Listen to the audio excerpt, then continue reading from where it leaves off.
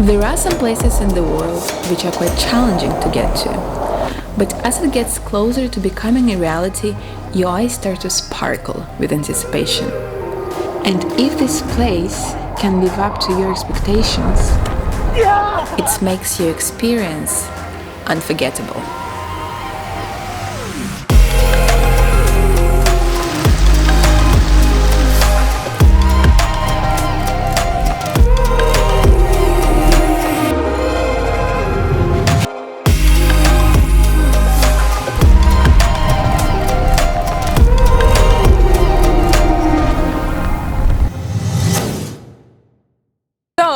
We are about to go on the plane, and I'm really excited because I have a feeling like we're going to another country because we had to apply for a visa kind of thing, permits. But we still don't have our permits because they don't issue them in the last minute.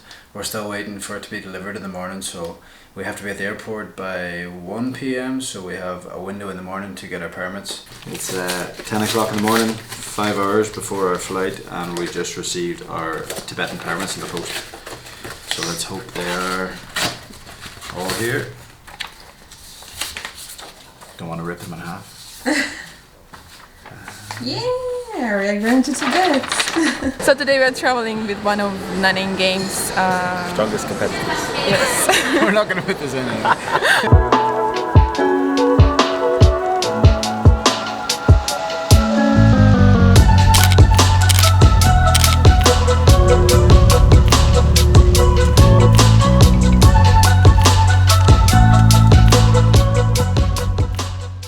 So we've arrived in Lhasa and we have had one of the cleanest and most smooth travel days you could possibly want.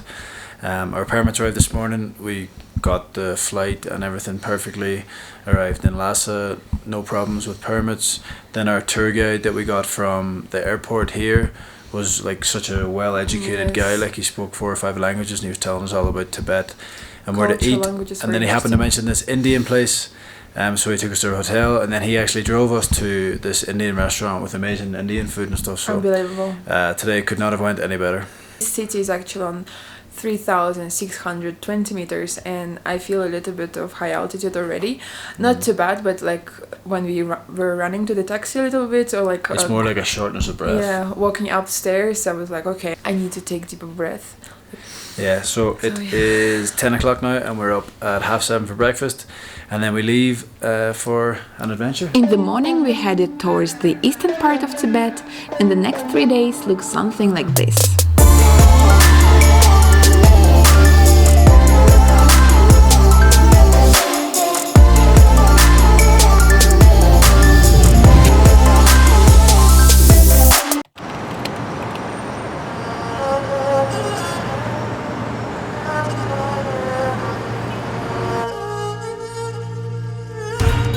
Today we came to this nice place and we're making traditional Tibetan incense, so let's see how it goes. To make Tibetan incense, they use a variety of different powders mixed together, made from resources such as citrus tree, elm trees, sandwood and cloves. Smells amazing. One of the powders is made from 25 different types of herbs and is thought to be medicinal.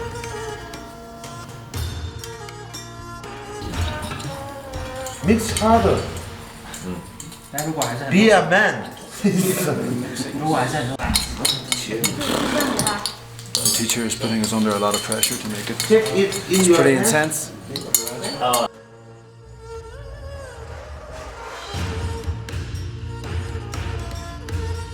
This is the Himalayas. Here's Everest. Was it difficult? No, so after mixing all the different kinds of herbs and cloves and stuff, we had to add some water and roll them into little mountain-shaped figurines. Now we just have to wait for them to dry and light them up. Already smells good. After working up an appetite, we arrived for lunch at this extremely authentic Tibetan restaurant. We ate some chips, yak noodles and yak dumplings and tried the local yak butter sweet tea. Good, yeah. Not bad. Would you eat it again? Yeah. Yeah, so our tour guide just told us a little bit of mad thing. There's this place here, so they bring dead people there, cut their body, throw the stones at them, so it's like there is a lot of blood, and it attracts the vultures. How about you, if you die? If I die, I will wish my parents, my family, bring to the scavenger. Yeah? Yeah, scavenger. So the birds? Yeah, give to the bird. Very big. The eagles. Much bigger than eagle. The next stop was Lhasa's Sera Monastery, which is one of the biggest university monasteries in Tibet. Tibetan people come here on a daily basis to do rituals such as walking around the praying weeds,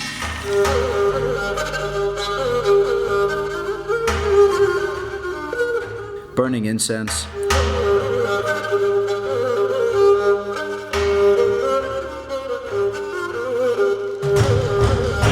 and adding yak butter to the butter lamps.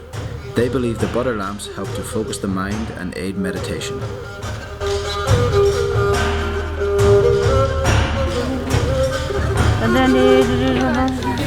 Smells like butter.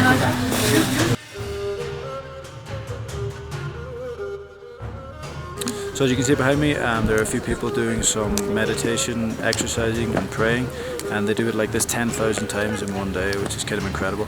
There's a guy there that must be 80 years old and he's doing it 10,000 times, so mad.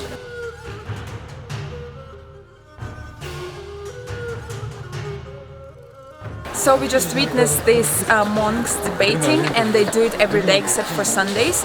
And so there are two people, one person who is standing and clapping, he's asking the question, and the person who is sitting, he's supposed to answer it. And then after 1 hour they change, and these questions are about religion, like Buddhism or some philosophy. There are still over 400 monks left in Sera Monastery. We enjoyed our free time in the evening by eating some Nepalese food and having a cocktail in this rooftop bar.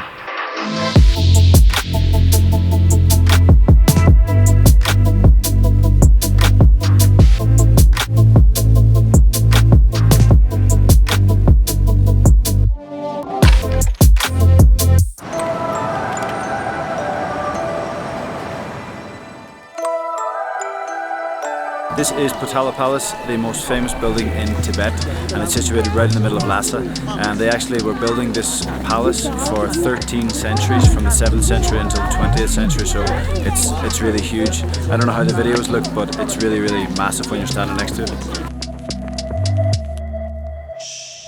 The white paint that they use at the Potala Palace is milk donated by the Tibetan people, and they paint it every year.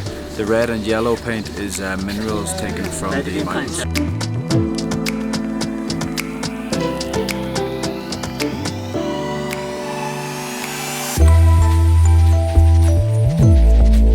The walls of the palace are very thick, sometimes 3 to 4 meters, to avoid it being destroyed by earthquakes.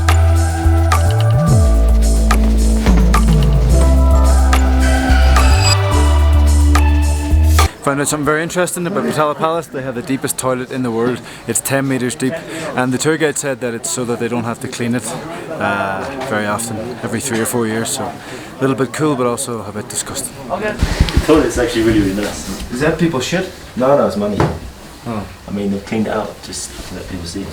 So is it this doesn't the deepest function toilet in the world? anymore. No, don't use it anymore. But you reckon you put your legs either side or on the back? Either side. Yeah. You wouldn't fall down in it anyway. You're in the men's toilet. So there are 3 sets of stairs here, and the middle ones are for the Benjen Lama and the Dalai Lama, but unfortunately they're not here anymore, so nobody can use them. After that, we don't have any footage because you're not allowed to film inside the white and red palaces. Yeah, so we were really lucky to visit this palace. It's absolutely gorgeous. So we've been to 2 different places. One is the White Palace, where the Dalai Lama was meditating. There was also his bedroom. Yeah, we went to the Red Palace, and it's all of the tombs from the 5th Dalai Lama to the 13th Dalai Lama. All of their tombs and bodies are inside, so yeah, really interesting experience. And it's all very detailed and very beautiful. Like, I was really impressed with that, and like the smell is amazing. So yeah, great experience. And actually, when Dalai Lama was here, no one could enter, but now because he's in India, it's like kind of museum, so everyone can come A lot and of tourists. see. Yeah, quite crowded. Still nice though. Good experience. Yeah. Quite authentic.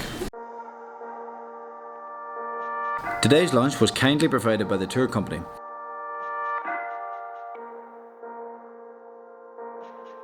A few of us decided to skip the next monastery to have a stroll around the famous Barkor Street.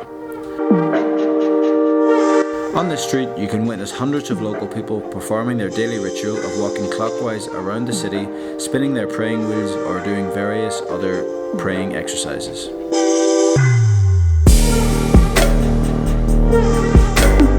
The best way to see the Potala Palace in all its glory is to come to maybe a rooftop bar or rooftop coffee shop and be having amazing coffee and amazing view here.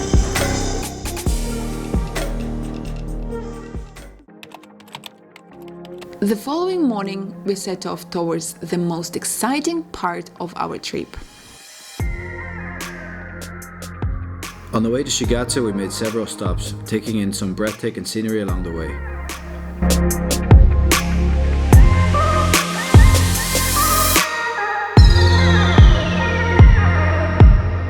One of the highlights of the whole trip was a stop at the incredible Yamdrok Lake.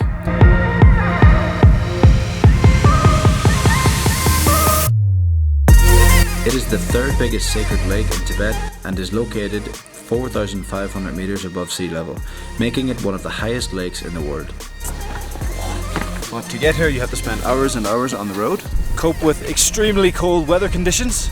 But it's all worth it to see the natural beauty of this region.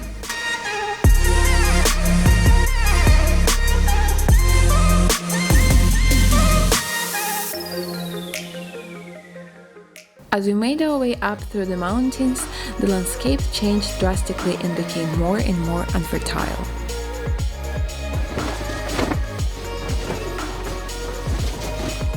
So we are at Karula Glacier, which is 5,036 meters above sea level. It's pretty cold here, as you can probably see. I think it used to be a bit closer to here, but it's melted in the last couple of years, so that's not good, but it's still pretty spectacular. We were surprised to learn that these prayer flags originated from the ancient Bon religion instead of the more recent Tibetan Buddhism. The blue flags represent the sky, the white represents the air, the red are for fire, the green represents the water, and the yellow symbolizes the earth. Health and harmony are produced through these 5 elements.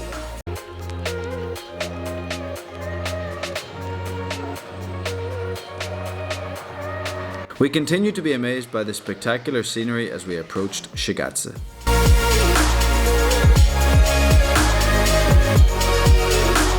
I'm a little bit out of breath because it's 4,500 meters, but anyway, here's a river. It's one of the sacred rivers. Back in the days, they're burying the people there, and these are the stairs which help them to go to the heaven faster, something like that. But now they do it only with kids under 13 years old, and first they cut the bodies and then they put in the river. So I wouldn't be eating fish in this region. After the 10-hour journey, we finally arrived in the second biggest city in Tibet. So this is the end of our first video about Tibet, and if you enjoyed it, please leave a like, as this will help the promotion of the video. Yep, make sure you're subscribed to the channel, because in our next video we'll go to Mount Everest, and we'll also be making a couple of videos on how to travel Tibet and if an 11-day tour is worth doing over an 8-day tour. So please like, subscribe, feel free to leave any comments on the channel that you want, and yeah, we'll see you the next time. And if you feel like sharing this video, please do so. And if you go to Tibet, we hope that you will have something to remember.